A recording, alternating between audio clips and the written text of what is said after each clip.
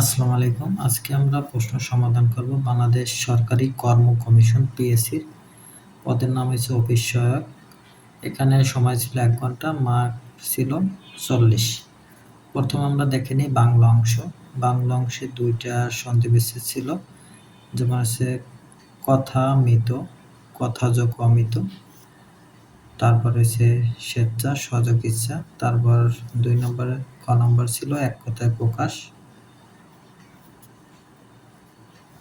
অহংকার নেই যার, নিরহংকার। তারপরে সে ইন্দ্রিয়কে জয় করেছে যে, জিতেন্দ্রিয়। তারপর ছিল শুদ্ধ, শুদ্ধ বানান লিখুন গণনা। তারপর হচ্ছে দৈন্যতা। তারপর বিপরীত শব্দ ছিল 2টা, ঐশ্বর্য, দারিদ্র্য। তারপর ছিল নিন্দা, যেমন প্রশংসা। তারপর সে লেখকের নাম লিখুন। সঞ্চিত হয়েছে কাজী নজরুল ইসলামের। তারপর যে সঞ্চিত হয়েছে রবীন্দ্রনাথ ঠাকুর। তারপর মুনীর চৌধুরী খবর কোন ধরনের রচনা? এটা হচ্ছে ভাষা আন্দোলন ভিত্তিক নাটক। বাংলা সাহিত্য সনেটের প্রবর্তক কে?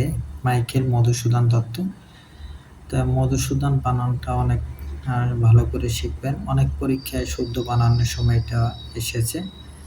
তো প্রশ্নগুলো বোর্ড কোশ্চেন থেকে এসেছে, অনেক সোজা প্রশ্ন ছিল। তারপর হচ্ছে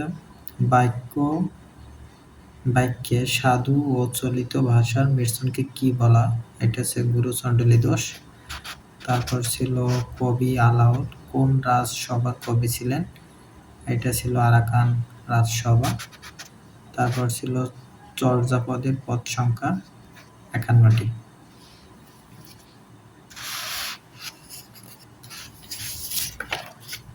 তারপরে এই পাশে ছিল ইংরেজি অংশ। ইংরেজি অংশ ছিল ক নম্বরে, যেমন প্রথমে ছিল ইংরেজিতে অনুবাদ করুন। আমি গতকাল ঢাকা এসেছি। এটা হচ্ছে উত্তর হবে I came to Dhaka yesterday. তারপর একটা প্রিপজিশন ছিল হি আস্কড হেল্প। আক্সের পর অবশ্যই ফর বসে, এটা একটা অর্থ আছে সে সাহায্য চায়।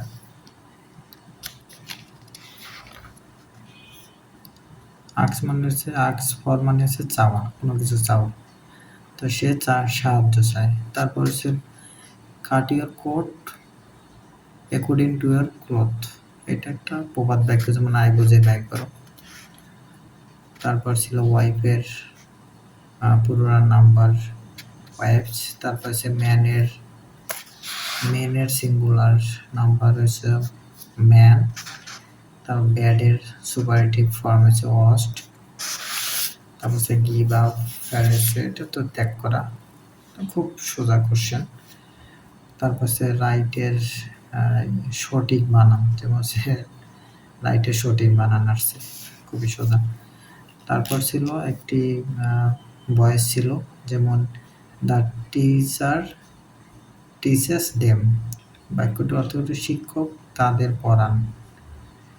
এটা প্যাসিভ ভয়েস হচ্ছে দে আর টট বাই দ্য টিচার, মানে হচ্ছে তাদেরকে শিক্ষক দ্বারা পড়ানো হয়। তারপর ছিল একটা narration, he said I am hungry. এটা হচ্ছে he said that he was hungry.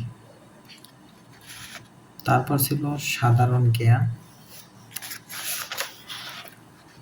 জাতীয় সংসদ ভবনের নকশা কি? এটা তো সবাই পারেন, রুইয়াই খান। তার কাছে বাংলাদেশের জাতীয় পতাকার দৈর্ঘ্য ও প্রস্থের অনুপাত কত? এটা তো বলা যায় 10:6 অথবা 5:3।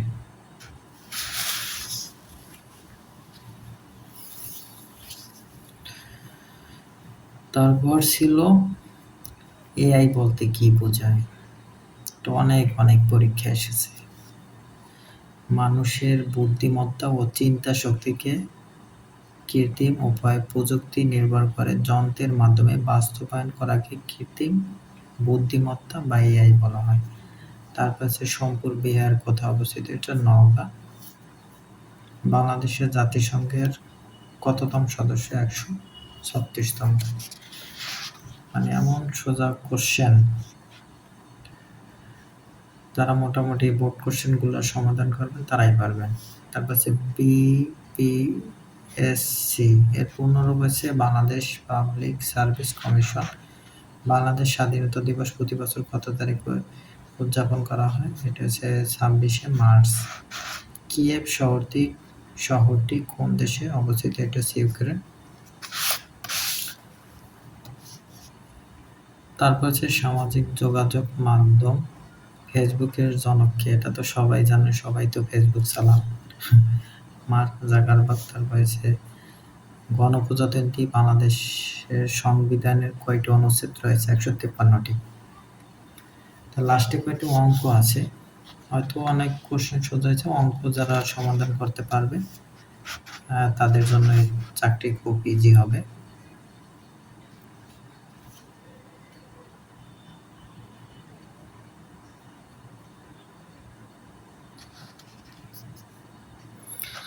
যেমন অঙ্ক ছিল হচ্ছে স্রোতের অনুকূলে একটি জাহাজ 4 ঘন্টায় 36 কিলোমিটার যায়, মানে অনুকূলে, প্রতিকূলে না, পথ অতিক্রম করে।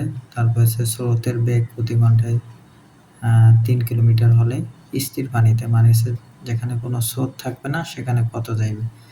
তো আমরা জানি যদি 4 ঘন্টায় 36 যায় তাহলে 1 ঘন্টা যাবে 9 কিলোমিটার। এটা সূত্র আছে, যেমন স্রোতের অনুকূলে গেট বেগ, স্থির পানিতে জাহাজ এর বেগ প্লাস স্রোতের বেগ, এটা হচ্ছে প্লাস হবে। আর যদি এখানে প্রতিকূল হইতে তাহলে এখানে মাইনাস থাকতো। তাহলে আমরা স্রোতের অনুকূলে গেট বেগে এখানে আমরা 9 বসাইলাম। তারপর এখানে চাইছে যে স্থির পানিতে জাহাজের বেগ কত, স্থির পানিতে জাহাজের বেগ, আর এটা বসাইলাম। স্রোতের বেগ তো হয়েছে 3।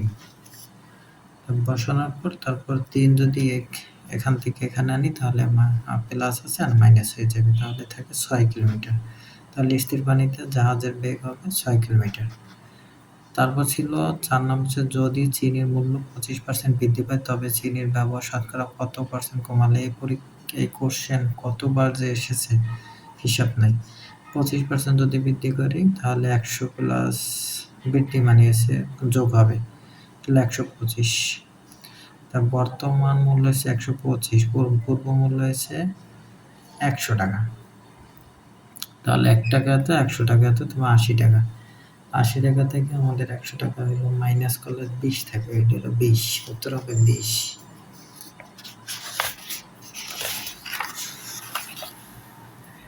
এই অঙ্কটা আরো একটা নিয়মে করানো আছে, যেমন 25% বৃদ্ধি এত, তাহলে 125 টাকায় কমাতে হবে, 125 টাকা কমাতে হবে 25 টাকা, তাহলে 1 টাকা কমাতে হবে কত? 100 টাকা কমাতে হবে কত? এই যে 20 টাকা। তারপর হচ্ছে পিতা পুত্রের বয়সের সমষ্টি হলো 80 বছর। সমষ্টি মানে দুইজনের যোগ প্লাস করে আর কি। তাহলে পিতার বয়স পুত্রের বয়সের 3 গুণ। এখানে একটা বোঝেন, এই কথাটি অনেকে বোঝে না। যেমন পিতার বয়স পুত্রের বয়সের 3 গুণ, মানে আপনার বলছে যে পিতার বয়স কিন্তু না, বলছে যে 3 গুণ। তাহলে আমরা যদি পুত্রের বয়স যদি x ধরি তাহলে পিতার বয়স হবে 3x, মানে 3 গুণ। তাহলে x প্লাস 3x মানে সমষ্টি সমান সমান 80, তাহলে x প্লাস 3x সমান সমান 4x সমান সমান 80, তাহলে x এর মান হচ্ছে 20 বছর, তাহলে পুত্রের বয়স হবে 20 বছর। তাই অফিস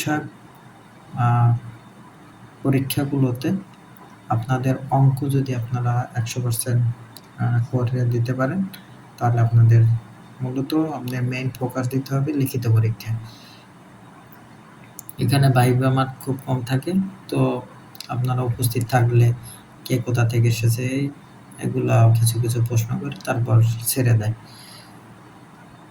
তা ভাইবাটা মেইন ফ্যাক্ট না, তারপর হচ্ছে আপনার লিখিত পরীক্ষা ভালো করতে পারলে আপনার ভাইবা মোটামুটি পার করে আসতে পারবেন। তো সবাইকে অনেক ধন্যবাদ।